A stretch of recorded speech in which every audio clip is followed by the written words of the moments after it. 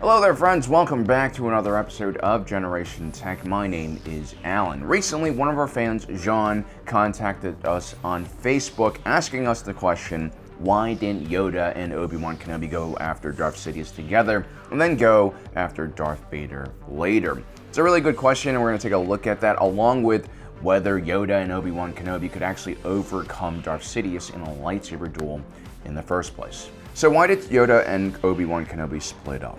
Wouldn't it have been smarter to concentrate all of their power on someone more powerful like Darth Sidious?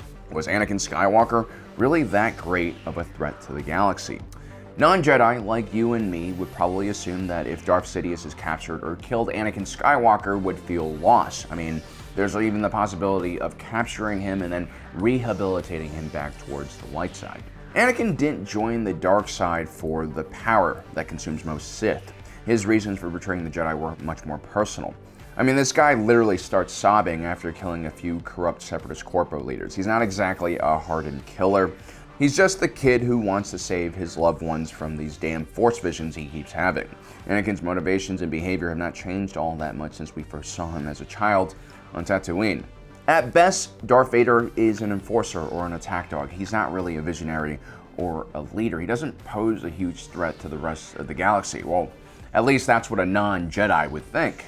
Now, a real Jedi, the ones that have been hardened by a whole life of Jedi conditioning, would see the Sith as an existential threat, so dangerous that destroying them would be the top priority. You see, the Jedi were a very fearful and extreme group by the end of the Clone Wars. The dark side, in many ways, had already corrupted their organization and made them rigid and inflexible in their views on the galaxy. After going several centuries without seeing a trace of the Sith, the Jedi's perception of this organization was kind of filled with myth and legend. The Jedi during the Golden Age of the Republic really didn't understand the Sith at all. In the old days, the Jedi routinely had encounters with the Sith that didn't result in someone dying. There were regular high-level talks between the Sith Empire and the Jedi-backed Republic, and many ceasefires have been brokered by both sides. Mace Windu's attempt to arrest Palpatine and then execute him just shows us how unreasonable the Jedi are during this period of time. Mace Windu did not trust the judicial system that has been appointed to carry out justice on behalf of the Republic. What he did was wrong, and he completely overstepped that boundary that Jedi were not supposed to cross, and he played right into Palpatine's hand, which of course forces Anakin to remove one of Mace Windu's hand. It's this same mentality that makes Yoda split forces with Obi Wan Kenobi and try to take out Darth Vader and Darth Sidious at the same time. Yoda does all of this out of fear. He fears that if they both go after Darth Sidious, the other Sith, Vader, will vanish into the shadows once again. Yoda is making a gamble that the Jedi will be able to kill both Sith and end their rule permanently. This is a very desperate move on Yoda's part. He was in a terrible situation at the time. Both Jedi were on the run as fugitives and had no backup. It probably would have been wiser for Yoda to just take a second, reassess their situation, and figure out a better attack strategy. He probably would have eventually realized that Anakin Skywalker was not beyond saving and that the real target should be Darth Sidious. The Jedi's fear of the dark side blinded them from the reality of the situation, as it had during the entire Clone Wars. So what happens if Yoda makes the right decision and decides to go after Darth Sidious with Obi Wan Kenobi's help? Well, in Star Wars there are plenty of excellent swordsmen with high levels of skill, but equally as important was what form of lightsaber combat an individual was fluent in. Obi Wan Kenobi is a master in Form 3 defensive shell technique, but against Count Dooku's Form 2 Makasi dueling technique, Form 3 is severely lacking and very easy to pick apart, which is why Obi Wan Kenobi is quickly defeated by Dooku. This isn't just because Count Dooku is a much more experienced duelist at this point in time, it's also because Form 2 is just so well matched against Form 3. It's like that game we used to play as children, Rock, Cat, Microwave. Then there were tactical and strategic concerns as well. Qui-Gon Jinn, for instance, was far older and more experienced than Darth Maul, but his Form 4 Ataru was not energy efficient and it drained him quickly during their duel. Qui-Gon Jinn should have been more reserved with his attacks and waited for Obi-Wan's help before aggressively attacking Maul. Darth Maul, on the other hand, completely underestimates Qui-Gon Jinn's Padawan apprentice Obi Wan Kenobi and suffers for it as well. We have to consider all these different factors when taking a look at a hypothetical lightsaber duel. Now, Yoda is a Grandmaster swordsman. He's been alive for several centuries and most likely has mastered every lightsaber form available. But because of his diminutive size, he leans towards Form 4 and its acrobatic leaps and fast movements, which actually makes a lot of sense. Yoda is barely even 3 foot tall, and his lightsaber was a Shoto, which has a much shorter blade.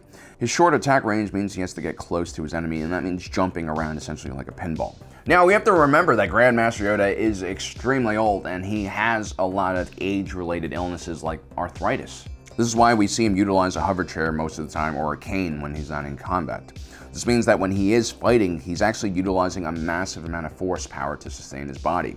Now, Yoda is probably one of the most powerful Force users in the entire galaxy, but even he has limitations. Even with his immense connection to the Force, he seems to get tired after only a few minutes of combat. He's a heavily offensive fighter who really needs to get a knockout immediately in order to survive the battle. This might be why Yoda is not able to finish off Count Dooku, and he also runs out of strength against Darth Sidious.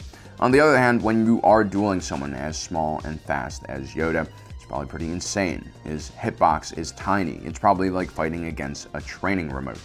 Another reason Yoda doesn't have enough energy to take out Darth Sidious is because he and the Dark Lord exchanged some force attacks in the beginning of the fight. And despite their even level of power, dark side energy is far more destructive than what a Jedi can put out. While Yoda is just using basic force pushes, Sidious's force lightning is far more difficult to absorb. And this begins to drain Yoda's power considerably before the actual duel even starts. Having someone like Obi Wan Kenobi at his side would help Yoda catch his breath. While Obi Wan Kenobi might seem outclassed by other more fancy duelists, his reliance on Form 3 is specifically designed to give off that impression. Form 3 is in many ways the purest of Jedi lightsaber forms. Its main strategy is to create an impenetrable defense that will tire out an opponent and create openings for counterattacks. Form 3 is probably one of the best forms to use if you're completely outmatched by your opponent. It gives you a lot of breathing room and time to think.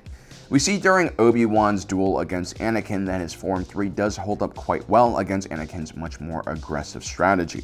This is an extremely tactical lightsaber form, and it's all about patience, removing your ego, and finding an opening.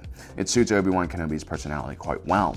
Now, alone, Obi Wan Kenobi would not stand much of a chance against Darth Sidious. He would probably be quickly overwhelmed.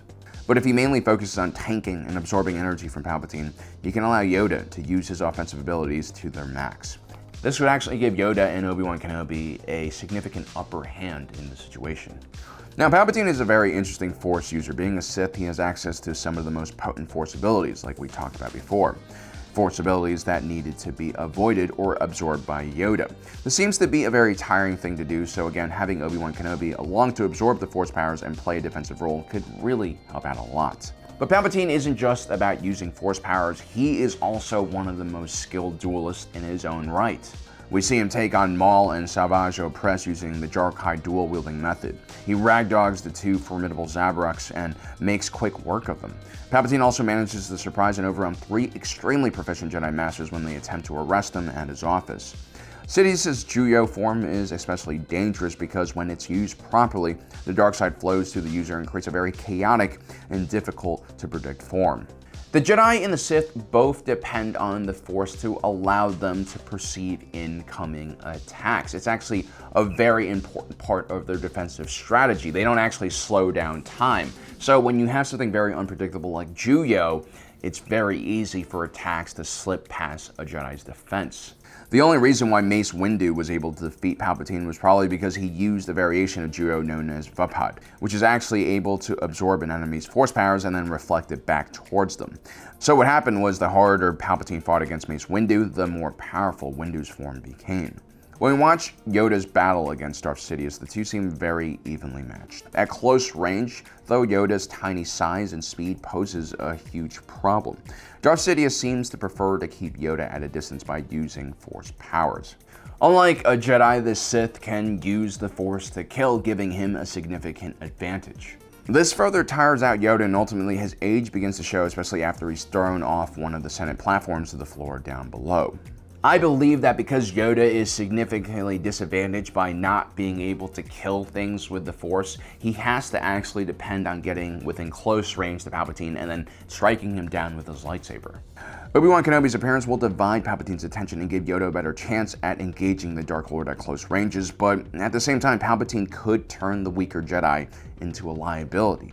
This is exactly what Count Dooku did. And in a worst case scenario where Darth Sidious senses that the Jedi are about to overwhelm him, well, he could probably easily call in hundreds of clone shock troopers that are probably waiting outside the doors of the Senate halls. Remember, both the Jedi are still fugitives under Order 66. Knowing Darth Sidious, he would never really put himself in danger, especially if he really doesn't need to in this case.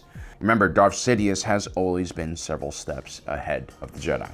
So while I believe it would have been a better idea for Obi Wan Kenobi to go along with Yoda to fight Darth Sidious, I don't actually believe they could have defeated him, because Darth Sidious could have ended the fight at any time.